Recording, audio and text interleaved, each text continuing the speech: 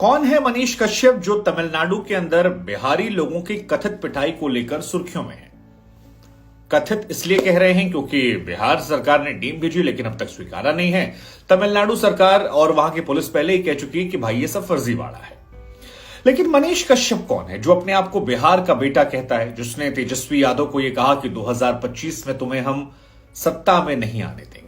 कौन है मनीष कश्यप जिसकी एक तस्वीर वायरल हो रही है जिसमें जॉर्ज फर्नांडिस की तरह हाथों में हथकड़ियों को लगाए सोशल मीडिया पर वायरल हुआ है, जिस पर बिहार पुलिस ने फर्जी वीडियो फैलाने के आरोप में 9 से अधिक धाराओं में केस दर्ज किया पहली बार, और अब दोबारा से धारा में केस दर्ज करने की बात कही है। कौन है मनीष कश्यप जिसका ट्विटर ने अकाउंट ब्लॉक कर दिया और उसके बाद एक नए अकाउंट से एक नई तस्वीर को लेकर हंगामा बरपा है, जिसमें बिहार पुलिस कह रही कि ये मनीष कश्यप अकाउंट है, फैन कह रहे हैं कि ये फर्जी अकाउंट है और एक नई धारा में केस दर्ज कर लिया गया। कौन है ये लड़का जिसकी चर्चा इतनी ज्यादा हो रही है और क्यों बिहार की पुलिस इस व्यक्ति को लेकर बैक टू बैक जवाब दे रही है? क्यों सोशल मीडिया पर इसको पसंद करने वाले या फिर बिल्कुल ही नापसंद करने वालों की लंबी लंबी कतारें हो गई हैं? क्यों ट्विटर पर मनीष कश्यप का नाम जो है वो ट्रेंड कर रहा है और क्यों लोग मैसेज कर रहे हैं कि इसके ऊपर कोई वीडियो बनाइए? हम जानना चाहते हैं मामला क्या है। तो मनीष कश्यप के विवाद की तह तक जाकर ये पूरा मामला आपको समझाएं उससे पहले इस व्यक्ति के बारे में आपको जानकारी दे देते हैं। 9 मार्च साल 1991 को बिहार के चंपारण में जन्मे मनीष कश्यप, जिनका नाम त्रिपुरारी कुमार तिवारी भी है, त्रिपुरारी कुमार तिवारी जो है उनके डॉक्यूमेंट्स से हमें जानकारी मिली है कि उनका ये भी नाम है और कागजों में वो इसी नाम का इस्तेमाल करते हैं। सोशल मीडिया पर जो उनका नाम है वो मनीष कश्यप वो इस्तेमाल करते हैं या केवल मनीष के नाम का इस्तेमाल करते हैं।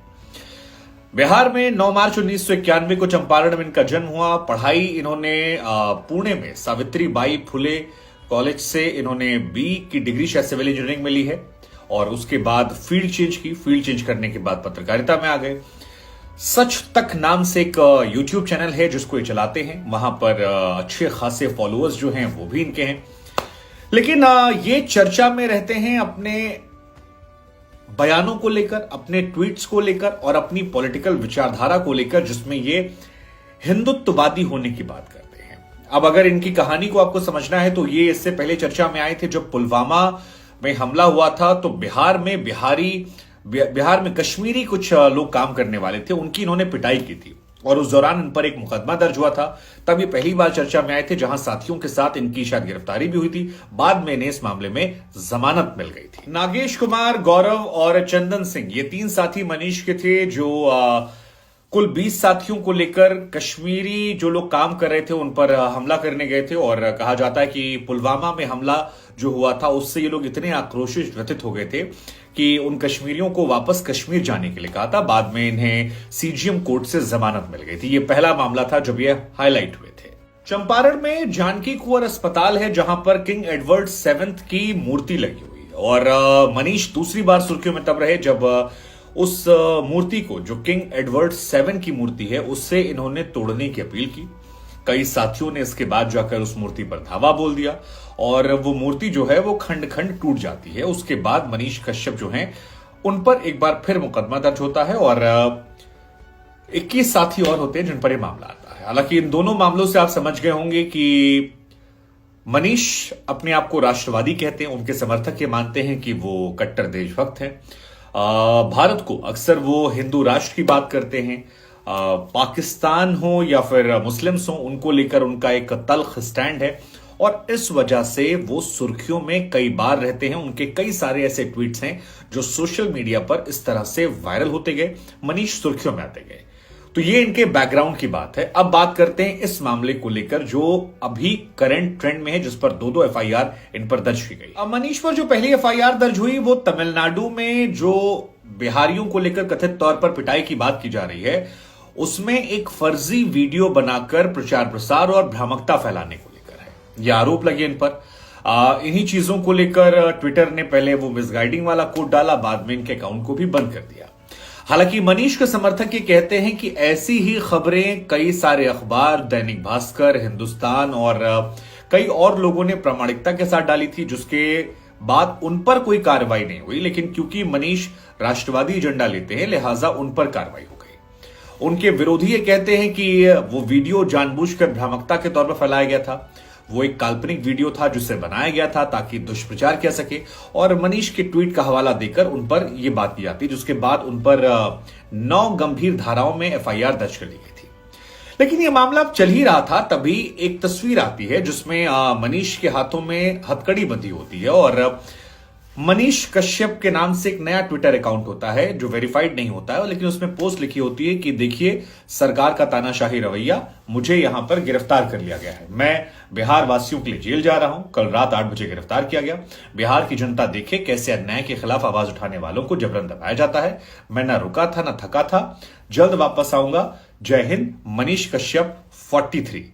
ये तस्वीर जो है ये सामने आती है और उसके बाद बिहार सरकार को लेकर कई सारे सवाल। अब इस बीच में मनीष चारों तरफ आ जाते हैं, सोशल मीडिया पर ट्रेंड करते हैं, इनके बारे में बातें होती हैं। कई लोग बिहार सरकार पर कहते हैं कि यार बहुत सारी कठोर कार्रवाई जो है इसलिए क्योंकि विचारधारा से लगे। हालांकि हर सरकार पर आरोप लगते हैं कि गैर विचारधारा वालों को आजकल पुलिस जो है वो ज्यादा उठाती है, मतलब जिस आइडियोलॉजी की सरकार होती है उससे दूसरी आइडियोलॉजी वाली सरकार लोगों को पुलिस उठा लेती है, जबकि अपनी आइडियोलॉजी वाले 1000 गुना करें तो उनको माफ कर देती है। ये हर राज्य में ऐसी चर्चाएं होती हैं, चाहे यूपी हो, बिहार हो, महाराष्ट्र हो, बंगाल हो, तमिलनाडु हो, हर जगह पर यह कहानी चलती रहती है। लेकिन इसी बीच मनीष के इस तस्वीर को लेकर बिहार पुलिस का एक पोस्ट आता है और वो पोस्ट होता है कि तमिलनाडु में बिहार कामकाजी लोगों के लिए असत्य भ्रामक वीडियो प्रसारित करने के प्रकरण में मनीष कश्यप के द्वारा नए ट्विटर हैंडल पर गिरफ्तारी की फोटो पोस्ट की गई जो असत्य भ्रामक है, और इस पोस्ट के लिए मनीष पर एक बार फिर से एफआईआर दर्ज की जाती है। अब इसमें जो बात मैंने पहले कही कि सरकारें जो होती हैं वो गैर विचारधारा वालों को टारगेट कर लेती हैं, ये हर राज्य में होता है। वो इसके नीचे कमेंट पढ़कर भी समझ में आता है कि जो लोगों ने कहा सरकार से बहुत अच्छा काम किया आपने, बधाई हो, ऐसा वैसा, उनको वो रिप्लाई कर रहे हैं कि थैंक यू जी बिहार सरकार, बिहार पुलिस आपकी सेवा में तत्पर। जो लोग थोड़ा सा अलग भाषा में कर रहे हैं उनसे कहा जा रहा है कि इस तरह से रिप्लाई मत कीजिए, ऐसी आपको चेतावनी दी जाती है।